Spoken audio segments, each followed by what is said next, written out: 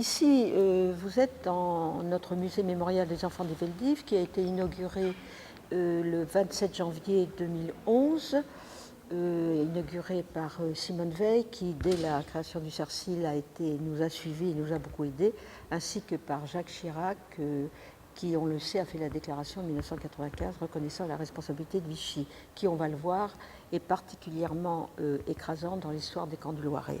Le CERCIL, le Centre d'études et de recherche sur les camps d'internement du Loiret, a été créé en fait il y a 20 ans, en 1991, parce qu'un énorme silence entourait l'histoire de ces camps, qui pourtant ont joué un rôle essentiel dans le processus de déportation des Juifs de France. En effet, quelques chiffres rapidement, plus de 16 000 Juifs internés dans ces deux camps entre 1941 et 1943, et la quasi-totalité déportés directement de ces camps, des gares de Pithiviers et Bonar-Hollande. Et parmi ces plus de 16 000 Juifs, plus de 4 500 enfants ont été internés dans ces deux camps après la rafle du Veldiv, dans des conditions terribles, puisque rien n'avait été préparé pour interner d'aussi jeunes enfants. Et ils ont ensuite été séparés de leur mère à la fin du mois de juillet 1942, parce qu'on a d'abord déporté les mères, et ensuite eux-mêmes déportés à partir du 13 août 1942 vers Auschwitz. Ce musée que vous avez ici est le fruit de ce travail, de ce long travail de recherche. C'est ce travail de recherche qui a alimenté l'exposition permanente que nous présentons ici. Alors il faut dire que ce lieu est une ancienne petite école maternelle, ce qui pour nous est un symbole important, puisque école maternelle, ce sont les enfants, des enfants qui jouaient dans cette cour et qui, hélas, ont été assassinés à partir de ces camps. Donc cette baraque-là, ces baraques ont été vendues à des agriculteurs qui les ont rachetées, remontées dans leur exploitation. Nous, on en a récupéré une. Et puis, au centre, au cœur de notre exposition, la photo de cette petite fille que j'ai reçue au tout début de la création du CERCIL, avec son histoire qui est très brève, et je vais vous la dire très rapidement. Cette petite fille, Aline Korenbacher, est née le 31 août 1939, c'est-à-dire quelques jours avant la déclaration de guerre. Fille d'une famille de juifs polonais, réfugiés comme beaucoup d'autres familles juives polonaises en France dans les années 30 pour fuir les persécutions en Pologne, dont on sait qu'elles étaient terribles. Et cette famille est donc réfugiée à Paris. Lui est un tout petit artisan, très pauvre, comme la majorité de ces juifs polonais.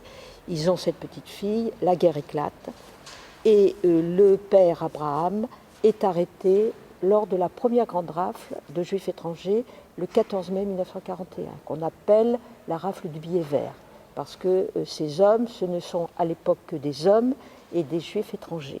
Ils reçoivent un billet qui les convoque pour examen de situation. C'est un piège.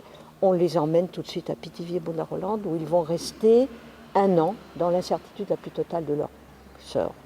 Le père d'Abraham, lui, s'évade en avril 1942 et il va retrouver sa femme à Paris, qui est restée à Paris avec la petite fille. Et il y a des rumeurs de rafle, donc il dit à sa femme, il faut quitter Paris, il y a des menaces de rafle. Elle lui dit, mais quitter Paris, mais pour aller où, on ne connaît personne, avec quel argent, on n'en a pas.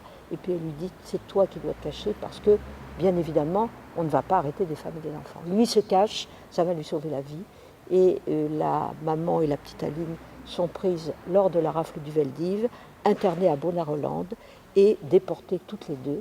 Et la petite Aline arrive au camp d'Auschwitz le 31 août 1942, c'est-à-dire très exactement le jour anniversaire de ses 3 ans.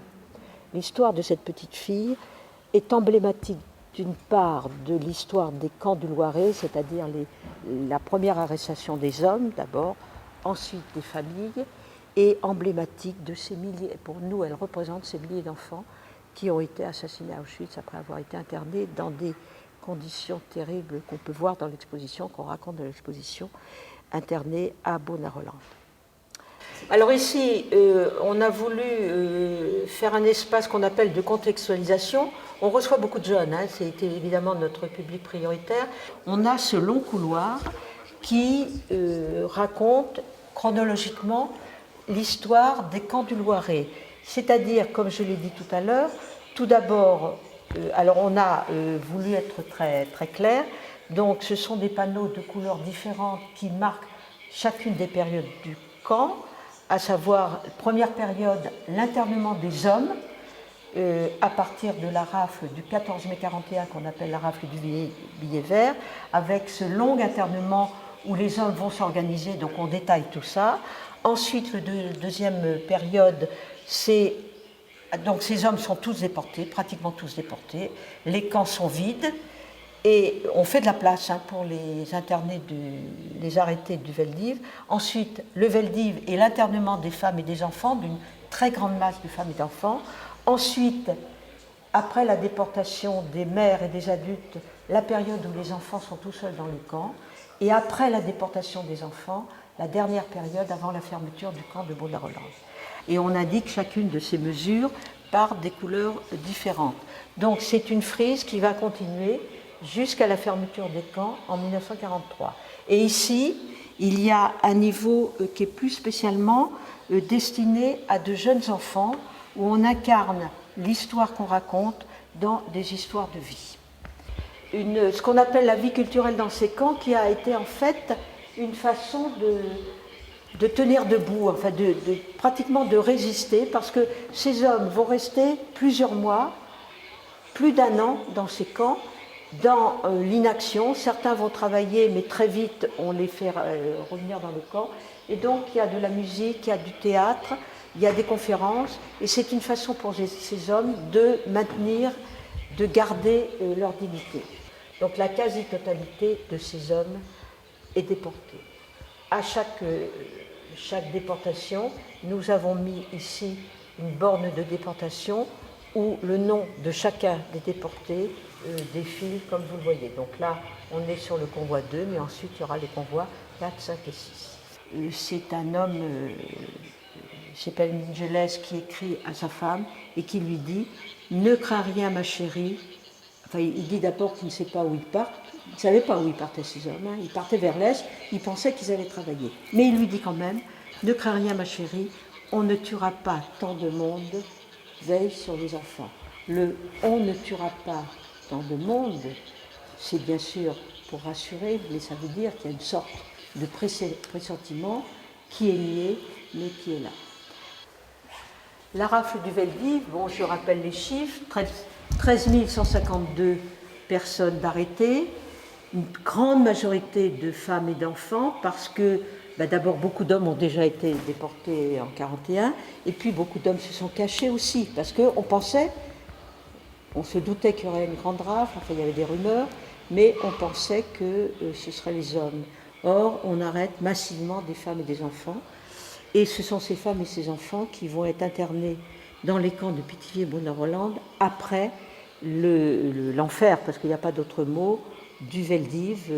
Bon, chacun connaît les circonstances de cet internement dans le Veldiv. Donc, bon, vous l'avez vu, ce musée mémorial des enfants du Veldiv, je crois que c'est le seul qui est consacré en France à l'histoire de ces camps du Loiret, donc encore une fois qui ont joué un rôle très important. On raconte leur histoire par essentiellement des documents d'archives qui viennent d'un petit peu partout, par des témoignages, parce qu'ils reposent sur ces deux piliers, histoire et mémoire. Ce musée se termine par le mémorial des enfants qu'on va aller voir. On peut le visiter tous les jours, tous les après-midi, sauf le samedi après-midi et sauf le lundi. Par contre, il est ouvert le dimanche. Et on propose aux classes, on a beaucoup de classes qui viennent visiter notre musée, on propose aux enseignants d'accompagner leurs projets, on propose pour les jeunes aussi des ateliers interactifs où les jeunes peuvent être actifs après avoir vu ce musée. En général, on accompagne les projets des enseignants. Le prix d'entrée, c'est 3 €, mais c'est gratuit pour les jeunes de moins de 18 ans et bien sûr pour les étudiants et pour les chômeurs. 4700 noms d'enfants ici, ce sont les 4700 enfants qui ont été déportés après avoir été internés dans les camps de Pithiviers et Beaune-la-Rolande. L'immense majorité de ces enfants ont été déportés après la rafle des Veldiv et après l'internement en juillet 1942 dans les camps de Pithiviers et Beaune-la-Rolande. Mais vous voyez que quand on n'a pas la photo, il y a l'espace pour chaque enfant avec son nom et son âge au moment de la déportation, pour qu'il soit présent. Alors avec l'espoir, bien sûr, qu'on retrouvera quelques photos. D'ailleurs, on en retrouve régulièrement, où Serge Schlarzel en retrouve aussi, donc on s'échange les photographies, mais que de toute façon, ils soient là au moins par leur nom et par leur âge au moment de la déportation.